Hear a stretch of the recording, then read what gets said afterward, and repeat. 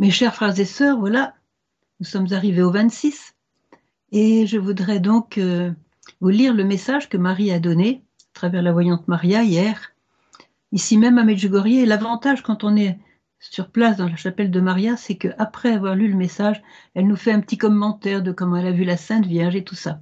Alors je dis tout de suite que la Sainte Vierge hier était très très belle. C'est ce qu'elle a dit. Elle a insisté sur le fait qu'elle était belle, belle, belle, belle, belle. Et puis Maria, ça se voyait sur son visage, beaucoup de lumière, beaucoup de joie. Voilà. Alors, c'est en même temps le début du festival, donc il y a beaucoup de jeunes qui sont arrivés déjà.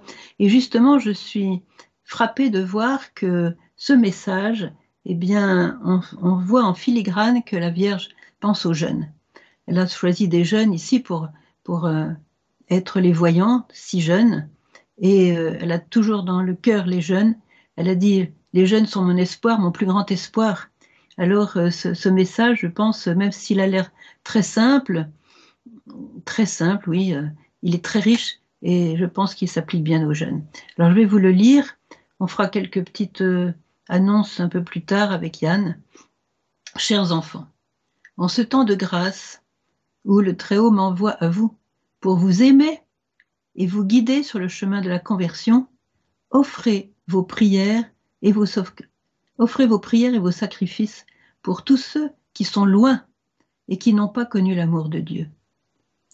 Vous, petits enfants, soyez témoins de l'amour et de la paix pour tous les cœurs sans paix. Merci d'avoir répondu à mon appel. Alors, la Vierge nous a redit, j'étais très très contente. Elle a repris cette formule où elle nous dit, vous vivez en ce moment un temps de grâce. Alors ça, c'est magnifique. On a beau regarder tout ce qui se passe de mauvais dans le monde, comment on piétine les commandements de Dieu, comment Dieu est oublié, comment les gens ne savent plus reconnaître leur droite de leur gauche sur le plan spirituel, etc. Eh bien, la Vierge nous dit, vous êtes dans un temps de grâce. C'est-à-dire que toute la grâce que Dieu contient, excusez-moi l'expression, toute la grâce qui habite en Dieu, toutes les merveilles qui habitent en Dieu sont encore complètement à notre disposition. Et ça, c'est grand. Ça, c'est grand. Ça veut dire qu'il faut en profiter. Un jour, elle a dit, non, chers enfants, vous ne profitez pas. Vous ne profitez pas de ce temps de grâce. Alors, il faut en profiter.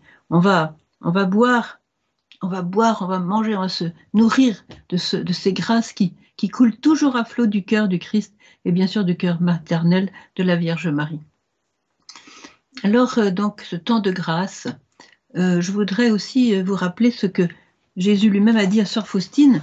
Je vais citer une parole de Petit Journal, c'est donc de le numéro 1145 pour ceux qui ont le livre, le Petit Journal de Sœur Faustine. Alors, c'est ce temps de grâce, Jésus parle à Sœur Faustine. Écoutez bien. Que les plus grands pécheurs mettent leur espoir en ma miséricorde. Ils ont droit, avant tous les autres, à la foi et à l'abîme de ma miséricorde. Ma fille, ne cesse pas d'écrire au sujet de ma miséricorde pour les âmes tourmentées. Je pense aux jeunes, hein, beaucoup de jeunes aujourd'hui sont tourmentés, ça c'est, j'ai pas besoin de vous l'apprendre. Pour les âmes tourmentées. Quelle joie me font les âmes qui s'adressent à ma miséricorde. À de telles âmes, j'accorde des grâces bien au-dessus de leurs désirs. Incroyable, bien au-dessus de nos désirs. Je ne peux sévir même contre les plus grands pécheurs s'ils invoquent ma pitié, ma miséricorde, ma compassion. Mais au contraire, je l'excuse en mon insondable et inconcevable miséricorde. Ah oui, avant de me montrer au jugement dernier comme juge équitable, j'ouvre d'abord toutes grandes les portes de ma miséricorde. Donc il faut aujourd'hui profiter de cette miséricorde qui nous est offerte, parce que ce temps de grâce sera suivi par un temps de la justice. Je n'ai pas besoin de vous l'apprendre, le Seigneur l'a souvent dit, et il faut profiter de ce temps de grâce. Alors ensuite, la Vierge nous dit, ce temps de grâce où le Très-Haut m'envoie à vous pour vous aimer. Alors sur le moment, je me suis dit, pour nous aimer, comme si elle ne nous aimait pas depuis le premier jour. Elle nous aime depuis le premier jour, surtout depuis la croix, où Jésus lui a remis je dirais, tout le paquet de l'humanité dont elle est devenue la mère. Pourquoi? Pour vous aimer. Et en fait, il y a une petite lumière qui a jailli quand même dans mon esprit. Je me suis dit, ben, pour les jeunes, c'est ça, c'est ça. Pour vous aimer, elle dit aux jeunes, je viens de la part de Dieu pour vous aimer. Parce qu'aujourd'hui, la maternité est en crise, les mères ne sont pas toujours à la maison, il y a beaucoup d'enfants qui souffrent de l'absence de la mère ou d'une mère qui est occupée à autre chose. Enfin bref, il y a toute cette situation sur le plan de l'amour maternel aujourd'hui dans le monde.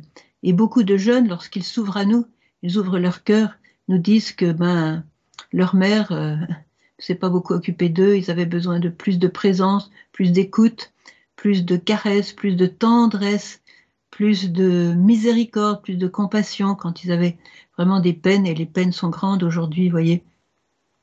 Alors la Vierge, c'est très beau, elle nous dit, ben, il m'envoie, le Très-Haut m'envoie pour vous aimer.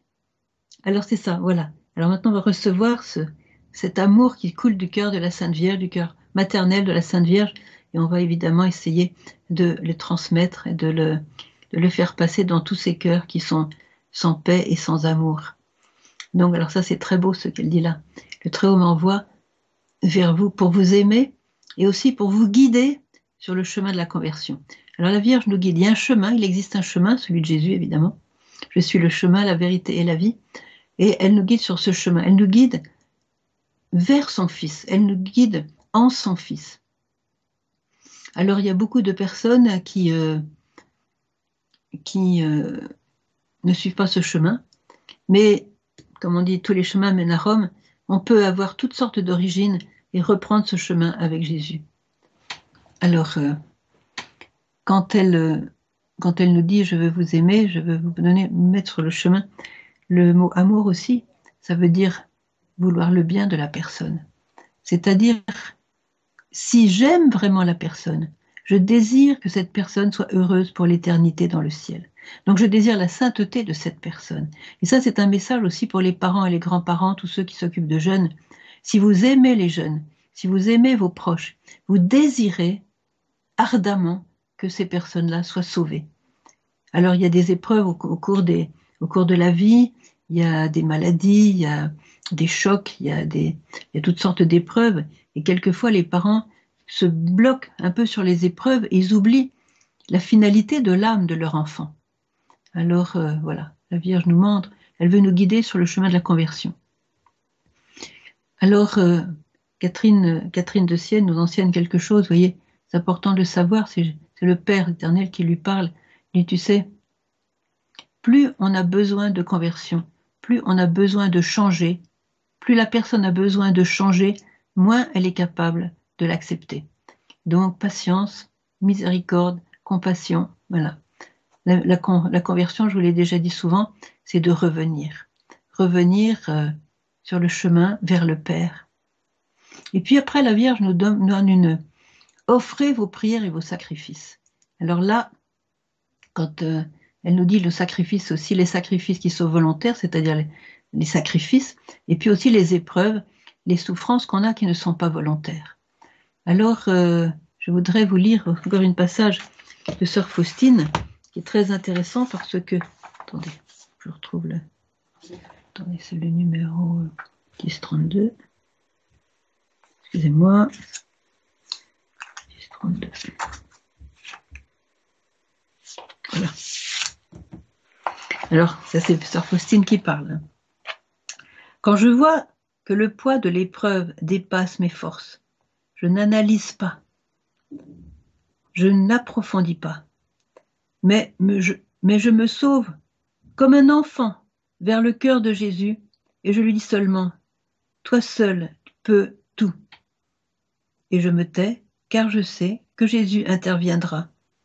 Lui seul dans cette affaire, il interviendra lui seul dans cette affaire. Et moi, au lieu de me tourmenter, j'occupe ce temps à l'adorer. Alors voilà, ça c'est la clé. Quand on a des souffrances, qu'elles soient de la part de quelqu'un ou des souffrances intérieures qui nous remontent comme ça à cause de nos blessures, eh bien ça c'est la clé pour continuer à avoir la paix. C'est-à-dire que on donne cette blessure, on donne cette souffrance, on donne ce sacrifice et on ne s'en occupe plus, on ne va pas analyser ce qui se passe. On donne le paquet à Jésus et Jésus s'en occupe. Et pendant qu'il s'en occupe, voyez, pendant qu'il s'occupe de mon problème, je m'occupe de ses problèmes, plutôt de ses intentions, et je l'adore. Parce que dans l'adoration, je m'occupe très très bien de ses intentions. Parce que dans l'adoration, il m'envoie ces rayons de lumière, d'amour, de tendresse, de paix, de force aussi. Et donc, ces rayons vont encore s'élargir sur le monde entier. Alors, c'est comme ça que je peux aussi aider la paix dans le monde.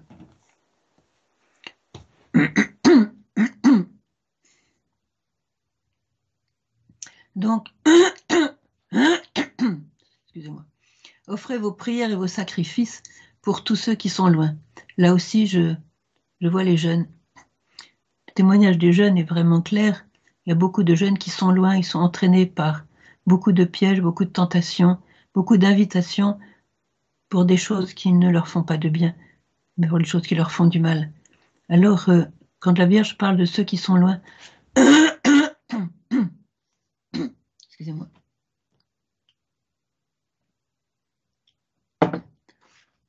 Quand la Vierge parle de ceux qui sont loin, je suis sûre qu'elle pense à ces milliers de jeunes qui viennent d'arriver ici à Medjugorje et qui se préparent à vivre le festival à partir de ce soir.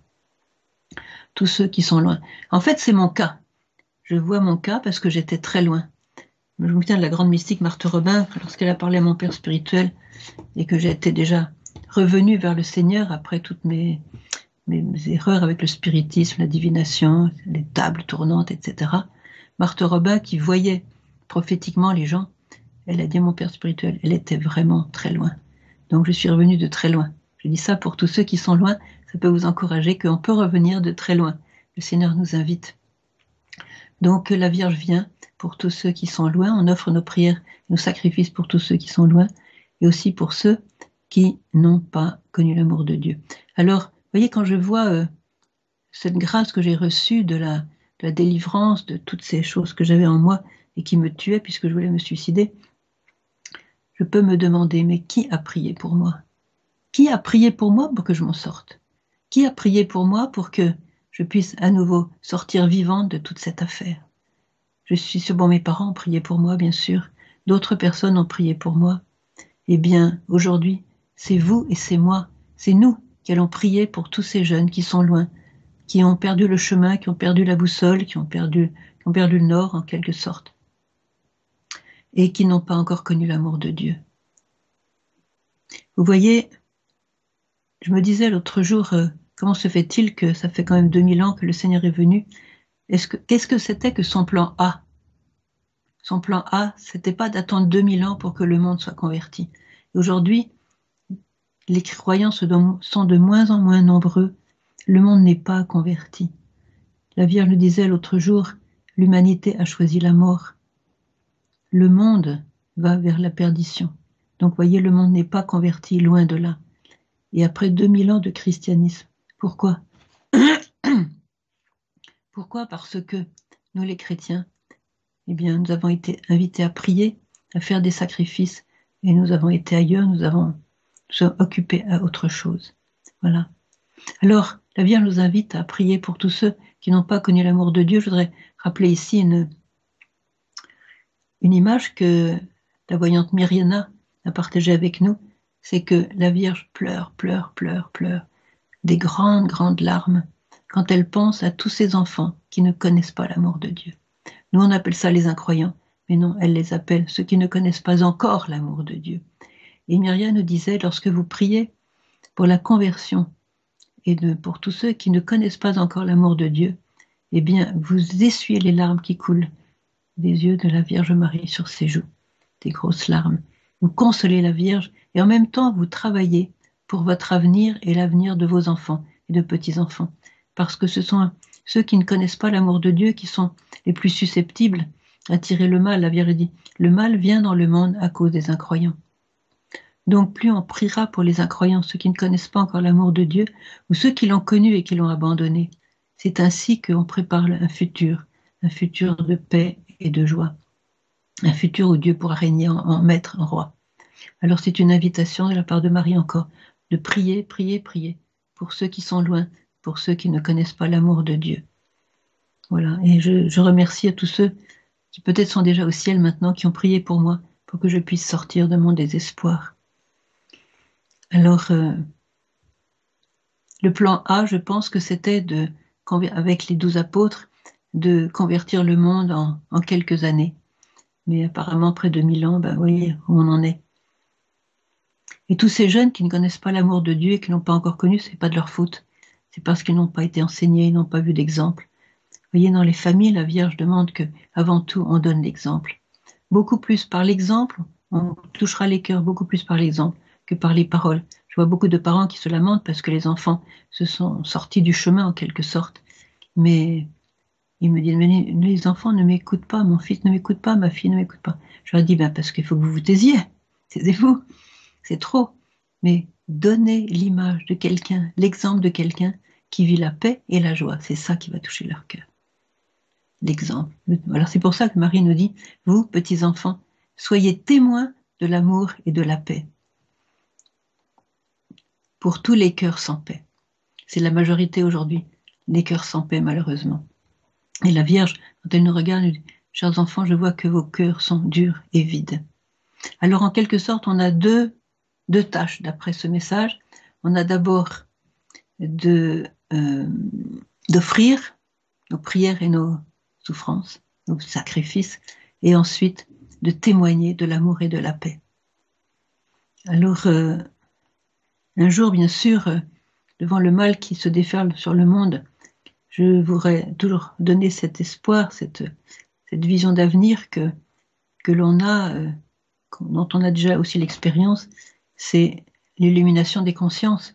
Ce jour où, comme disait Marthe Robin, il y aura la nouvelle Pentecôte d'amour, et en quelques instants, eh bien, chacun pourra voir son âme telle que Dieu la voit, et là, il y aura la lumière, et les ténèbres seront chassées. Il y aura la lumière de Dieu qui éclairera l'âme, et là, on pourra vraiment choisir, en toute lumière, en toute conscience, choisir Dieu, notre Sauveur, notre unique Sauveur, notre Seigneur, notre Dieu, notre ami, celui qui nous invite dans son ciel pour l'éternité. Alors, on va prier pour une belle moisson de jeunes durant ce festival. Je voudrais vous raconter le témoignage qui corrobore un petit peu tout ce message que j'ai entendu il y a peu de temps de mes amis mexicains. Alors voilà, c'est l'histoire d'un prêtre qui avait de la bonne volonté, il est devenu prêtre avec tout son cœur, mais voilà qu'il a voulu faire une très belle œuvre pour le Seigneur, il voulait construire une église importante pour sa paroisse. Et puis, dans son travail pour construire cette église, il a eu toutes sortes de bâtons dans les roues, des obstacles, un obstacle après l'autre, obstacle, obstacle, obstacle, les bâtons dans les roues, ça n'avançait pas, ça n'avançait pas. Il s'est découragé. Il n'a pas pu construire son église. Et il était tellement découragé qu'il s'est mis à boire. Et puis comme il s'est mis à boire, il a suivi avec d'autres péchés, peut-être beaucoup plus grasses que l'alcoolisme. Et il s'est perdu. Il s'est perdu, il a lâché le sacerdoce, il a commencé à faire n'importe quoi, il a fait vraiment des graves péchés. Et puis, comme je vous le disais, c'est un Mexicain. Et puis, quelqu'un lui a proposé de venir à Medjugorje, donc le refus était tout à fait total. Non, non, non, non. Et puis, on ne sait pas pourquoi, il a accepté. Non pas pour venir à Medjugorje, rencontrer Jésus, la Sainte Vierge, non, non. Il a accepté d'être en Herzégovine parce qu'on lui avait dit que c'était un beau pays. Alors il s'est dit, oh, ça va être des vacances, ça va être assez cool, on va pouvoir se promener, il y a les montagnes, il y a les collines, c'est un joli paysage, je vais me reposer, etc. Donc il a accepté. Et puis il est arrivé, évidemment, il n'allait jamais aux prières, jamais aux messes, jamais au chapelet, jamais sur les collines avec les groupes le groupe de son groupe là, de pèlerins. Et il grillait des gros mots, il était vraiment une attitude scandaleuse. On peut dire scandaleuse pour un prêtre. Alors les autres étaient très très gênés, très embêtés, et ils priaient pour ce prêtre, et qui n'était plus en habit de prêtre évidemment, voilà, qui était redevenu comme ça. Et puis voilà, un jour, parmi ce pèlerinage, ils ont été voir Vitska, ils ont entré dans la petite cour de Vitska que vous connaissez bien. Et puis, c'est à l'époque où Vitska pouvait donner son petit speech sur les messages. Et puis après, elle proposait de prier pour les gens. Alors, elle a proposé de prier pour les gens. Et le groupe, évidemment, a poussé cet homme ex-prêtre, qui était là avec eux. Il avait disparu pendant tout le séjour. D'un seul coup, il était réapparu. Donc, ils l'ont poussé vers les mains de Vitska. Alors, Vitska, vraiment, beaucoup, beaucoup prié pour lui. Et quand elle lui a imposé les mains, il a eu une attitude de possédé. Il s'est mis à hurler comme un possédé, comme un malade. Hurler, hurler, en se contorsionnant en tout. Vraiment, il était, mais une crise enfin, possédé, quoi, de possession. Alors, Vitska a gardé son calme, elle a continué à prier comme ça. Et puis, il est parti, il a disparu. Complètement disparu, voilà. Et puis, donc, c'était le matin. Il est quand même revenu à la pension pour le déjeuner. Il était calme. Il était calme, il était poli, gentil. Ils se sont dit, il y a quelque chose qui s'est passé là, il y a peut-être une délivrance, peut-être même un exorcisme. Le Seigneur est intervenu, voilà, pour l'aider dans sa misère, vraiment dans sa profonde misère. Et pendant le déjeuner, c'était l'hiver, c'était en plein hiver, il faisait un froid glacial. Alors, ils ont décidé d'aller à Tialina. C'était le dernier jour de leur pèlerinage, à Tialina. Et puis, il y a un petit groupe de 2-3 personnes qui sont non, non, non, on ne va pas partir de Medjugorje sans aller sur le Križevac. Mais il neige, il fait un froid de canard. Ils n'avaient ni les chaussures, ni les manteaux, ni les habits, ni les imperméables pour aller sur le Križevac. Ils se sont dit, on y va, allez, on y va quand même. On ne va pas partir de Medjugorje sans aller voilà, aux montagnes de la Croix. Alors, ils sont partis et d'un seul coup, ils entendent une voix. Laissez-moi venir avec vous, laissez-moi venir avec vous. C'était le prêtre. C'était le prêtre. Il avait un petit sac avec lui. Laissez-moi. Alors, il dit, bah oui, viens avec nous. Ils ont monté le Križevac, la nuit commençait à tomber, enfin, parce que c'est très vite l'hiver ici. Alors, ils ont monté comme ils ont pu, sans les bonnes chaussures, sans les beaux imperméables. Ils grelottaient de froid. Il fallait qu'il aille au sommet du Križevac. Ils sont arrivés là-haut. Et puis, quand ils sont arrivés, ils ont été enveloppés dans une espèce de bulle de chaleur. Leurs habits a séché. Ils étaient bien. Voilà, tout a changé. Ils étaient pris comme dans le manteau de la Sainte Vierge, en quelque sorte. C'était magnifique. Et lui, il a dit, bon, je vais célébrer la messe. Alors, entre parenthèses, c'est interdit pour les prêtres de célébrer la messe sur le Križevac comme ça. Enfin, il ne le savait pas, et puis on ferme la parenthèse, voilà. Et donc, il a sorti ses affaires de messe qu'il avait emportées sans le dire à personne. Et là, dans la bulle de chaleur, dans le manteau de Marie, il a célébré la messe. Et à un moment donné de la messe, il s'est confessé à haute voix devant tout le monde. Et il a pleuré ses péchés, il a dit tous ses péchés. Alors les autres étaient effarés, tous les péchés qu'il avait fait, des péchés graves. Il a demandé pardon au Seigneur avec des larmes. Et puis, devant tout le monde, comme ça, sans respect humain, il a vidé son sac vraiment au pied de la croix de Jésus. Une expérience magnifique pour tous ceux qui étaient là. Enfin, c'était un petit groupe. Et là, il a exprimé, au moment de la consécration encore, vraiment, il a été complètement avec le Seigneur et ça a été une expérience extraordinaire. Alors voilà, ils sont redescendus, il faisait nuit noire et ils sont redescendus et ça a été facile pour eux. Ils n'avaient pas de lampe de poche, ils n'avaient rien, même pas de portable. À l'époque, il n'y avait pas les portables. Et ce qui s'est passé, c'est qu'il y avait une lumière qui les précédait. Une lumière les précédait, ils sont arrivés en bas grâce à cette lumière qui les précédait. Et quand ils se sont retournés vers la montagne, évidemment, c'est nuit noire, ils se sont demandé comment ils avaient réussi à descendre. Après, ce prêtre a eu une conversion magistrale, évidemment. Il a rencontré le Seigneur à partir de la prière de Vitska, mais à partir de la prière de tout ce groupe, et puis de tous ceux qui, depuis des années, priaient pour lui, les gens de sa paroisse, vous voyez. Et donc, il a fait cette conversion magistrale, et puis il est rentré dans son pays, il a construit son église. Il a eu tout ce qu'il fallait pour construire son église, et maintenant, c'est un prêtre complètement transformé. Alors, si je vous raconte ça, parce que comme vous le voyez, alors, temps de grâce, voilà, Medjugorje. Le Très-Haut m'envoie, il a envoyé aussi pour ce prêtre, pour vous guider sur le chemin de la conversion qu'il a faite, vous voyez. offrez vos prières, vos sacrifices pour tous ceux qui sont loin. Il était loin et tout le monde a fait des sacrifices et des prières pour lui. Ceux qui n'ont pas connu l'amour de Dieu, il l'avait connu, mais il l'avait rejeté, c'est encore pire. Et alors après, voilà, vous, petits enfants, soyez témoins de l'amour et de la paix pour les cœurs sans paix.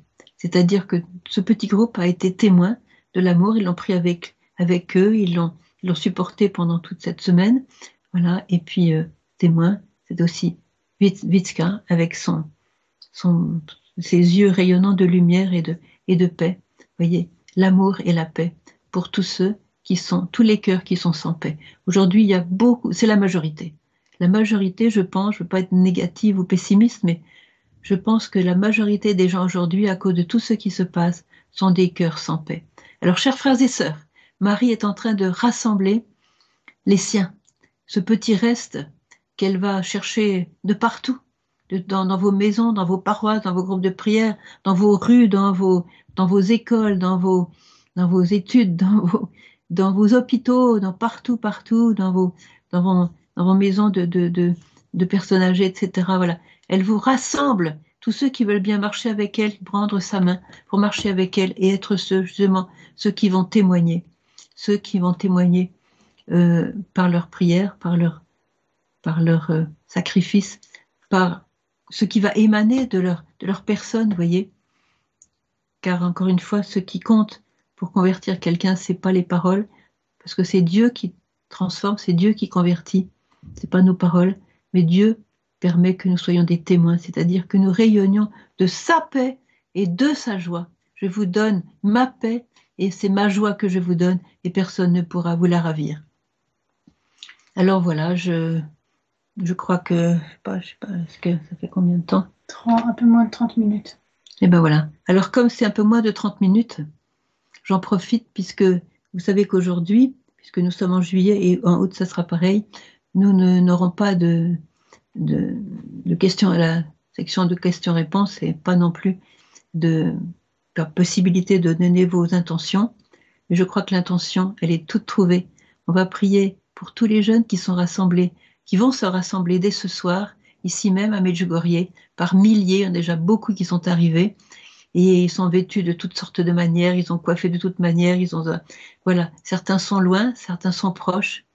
En tout cas, je vous invite vraiment à prier pour eux, à offrir des sacrifices, un petit jeûne, petit renoncement, visiter quelqu'un, donner un petit coup de téléphone, voilà, quelque chose une petite offrande pour eux, et pour que votre offrande et votre prière puissent faire que des milliers de jeunes vont retrouver la lumière, vont trouver la lumière et se mettre à la suite du Christ. Car le but de ce festival, c'est d'offrir de la part de la Sainte Vierge tous ces jeunes au cœur de Jésus, au cœur sacré de Jésus, pour qu'ils se rapprochent de leur Sauveur, de leur Seigneur, et qu'ils se mettent en route avec lui.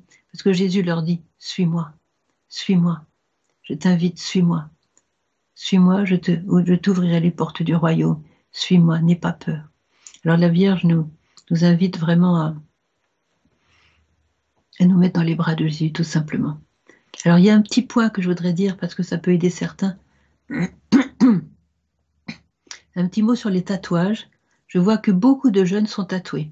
Alors ceux qui sont tatoués, je leur demande de ne pas en rajouter. Et ceux qui ne sont jamais tatoués, qu'ils soient jeunes ou vieux, ne vous faites pas tatouer. Vous savez, il y a un passage dans la Bible, dans le Lévitique, au chapitre 19, vous regarderez, je crois que c'est le verset 28, eh bien, Dieu parle à son peuple et il dit, ne faites pas de tatouage sur votre corps, ni d'incision. Donc c'est Dieu qui parle, et s'il parle comme ça, il sait pourquoi il dit cela. C'est pour nous protéger. Tous ceux qui font des tatouages ne savent pas d'où viennent toutes les poudres qui sont utilisées par ceux qui font des tatouages. Alors vous ouvrez des portes au mal. Je vous le dis, je ne vais pas en rajouter. Je vous le dis, ne vous faites pas tatouer. Écoutez la voix du Seigneur qui vous dit, ne faites pas de tatouage sur votre corps, ni d'incision. Je sais qu'il y en a qui ne vont pas écouter, il y en a beaucoup qui vont écouter. Alors je parle à ceux qui vont écouter. Et je suis contente que pour cela, au moins, ils auraient été avertis. Parce que qui nous avertit? Qui nous avertit? Celui qui ne lit pas la parole de Dieu. Comment vont-ils être avertis et suivre cette mode qui peut leur faire beaucoup, beaucoup de mal? Beaucoup de mal. Alors je terminerai par cette prière qui a été composée par la communauté de Nuovi Horizonti, de Nouveaux Horizons. Une consécration au cœur immaculé de Marie, ça nous servira de prière puisque on n'a plus ce temps après le commentaire. Consécration au cœur immaculé de Marie, mère de la joie, étoile du matin, refuge des pécheurs, consolation de tous ceux qui se sentent désespérés et seuls. J'allais aussi rajouter de tous ceux qui sont loin, de tous ceux qui n'ont jamais connu l'amour de Dieu, pas encore du moins. Nous nous consacrons tout spécialement à ton cœur immaculé. Enseigne-nous à porter l'amour à ceux qui n'ont pas connu l'amour, l'unité là où se trouve division et solitude, la joie de la résurrection là où il y a la mort, le ciel là où règne l'enfer sur terre. Purifie nos cœurs, notre âme, nos pensées et protège-nous des attaques du malin. Voilà, c'est une partie de la prière. Alors mes chers frères et sœurs, je vais vous quitter maintenant parce que nous avons fini notre temps. Je confie ici à la Sainte Vierge, j'ai déjà confié hier tous ces jeunes qui sont venus pour essayer de trouver la lumière, essayer de trouver un chemin pour leur vie. C'est difficile de trouver son chemin aujourd'hui, mais ça n'est pas impossible. Votre prière, vos sacrifices vont les aider à trouver leur chemin. Et leur chemin, c'est Jésus. Leur chemin, comme le nôtre, leur chemin, c'est Jésus. Nous prenons la main de Marie pour prendre ce chemin qui est Jésus lui-même. Le chemin, la vérité et la vie. La vie, pas la mort. La vie. À bientôt. On se retrouvera donc le 26 août pour le commentaire du message, 25. Et voilà. Que Dieu vous bénisse tous et que la bénédiction de la Vierge Marie, spéciale et maternelle, soit aussi sur vous tous. Amen.